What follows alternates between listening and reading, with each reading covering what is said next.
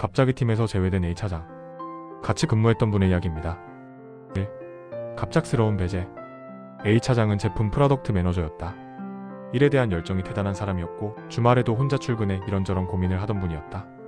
일주일간의 해외 출장을 마치고 사무실에 출근하자마자 통보를 받는다. 지금 팀에서 제외. 그리고 차질구레한 서류 업무를 모아놓은 신생 파트를 맡으라는 지시를 받는다. 그 어떤 사전 통보도 없었고 이유에 대한 설명도 없었다. A차장은 그저 어리벙벙할 뿐이었다. 원인은 A차장의 직원.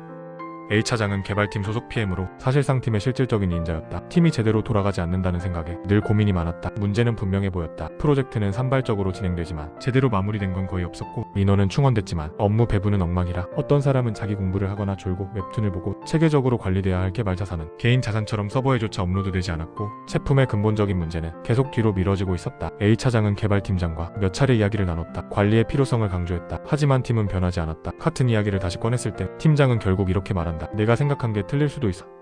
고성이 오갔고 A차장은 더 이상 말을 하지 않았다. 하지만 마음속 생각은 변하지 않았다. 문제의 원인은 팀장의 리더십 부족과 관리 부재다. 3. 그는 왜 사장님을 찾아갔을까? 사업부 초기 멤버였던 A차장은 성격이 직진이었다. 사업부가 성공하려면 문제 있는 개발팀이 제대로 기능해야 하고 그러려면 팀장이 변해야 하며 변하지 않는다면 교체되어야 한다고 그는 믿었다. 순수한 마음이었다. 회사가 잘 되길 바라는 중심이었다. 그래서 용기를 내 사장님실을 찾아갔다. 개발팀의 문제뿐 아니라 사업부 전반의 문제를 상세히 이야기했다. 면담을 마친 뒤 A차장은 해외 출장을 떠났다. 4. 면담 이후 판은 바뀌었다. 개발팀만의 문제가 아니라 사업부 전체 문제가 언급되었기에 사장의 호출은 이어졌다. 개발팀장, 영업팀장, 생산팀장, 사업부 본부장. A차장의 말이 사실이라면 이들 모두 책임을 피할 수 없는 상황이었다. 각 팀장은 왜 A차장의 말이 틀린지를 논리적으로 설명하며 방어에 나섰다. 그리고 곧 이야기의 방향은 바뀌었다. A차장 개인의 문제. 3명의 팀장과 본부장의 의견은 A차장 혼자만의 주장보다 훨씬 설득력 있어 보였다. 사장은 이제 직원의 내용보다 직원을 한 사람을 문제 삼기 시작했다. 조직에 융화되지 못하고 자기 주장만 강한 사람, 조율이 중요한 PM으로는 부적합하다. 결과는 너무 빨랐다. 출장 일주일 만에 A차장은 PM에서 제외되었다. 이후 사업부에서 의미 있는 역할을 맡지 못했다. A차장 역시 본인이 버림받았다는 걸 깨달았고 회사를 떠났다. 6. A차장의 직원은 틀린 말이었을까? 그 회사는 나에게 세 번째 회사였다. 세 회사 모두 같은 아이템을 만들었다. 첫 번째 회사는 제품 출시와 동시에 품질 문제로 망했고 두 번째 회사는 첫 제품은 성공했지만 신제품 개발 실패로 무너졌다. 두 번의 실패를 지켜본 나에게 A차장의 말은 지나치게 현실적으로 들렸다. 결과는 예상과 다르지 않았다. 사업부 매출은 해마다 감소했고 전체 인원의 절반에 가까운 고임금 개발팀 인건비는 영업이익 적자를 더 키웠다. 나 역시 개발팀 사무실에 들어가기 싫었다. 도대체 저 많은 인원이 뭘 하고 있는 걸까? 제품 문제는 그대로인데 졸고 웹툰 보고 바쁜 사람만 바쁘고 한가한 사람은 끝없이 한가했다. 그래도 직원을 하겠다면 1. 직장에서 직원이란 무엇일까? 두 번째로 망한 회사에서 비부장과 나는 초기 멤버였다. 연 매출 1억도 안 되던 회사가 40억까지 성장했고 외부 인력도 대거 충원됐다. 친구처럼 지내던 사장과 비부장은 어느 순간부터 회의 때마다 충돌하기 시작했다. 비부장은 점점 회의에서 제외되었고 결국 그 위에 새로운 사람이 앉았다. 비부장은 회사를 떠났다. 그 모든 과정을 나는 옆에서 지켜봤다. 직원의 사전적 의미는 이렇다. 옳고 그른 것에 대해 자신의 생각을 기탄 없이 말함.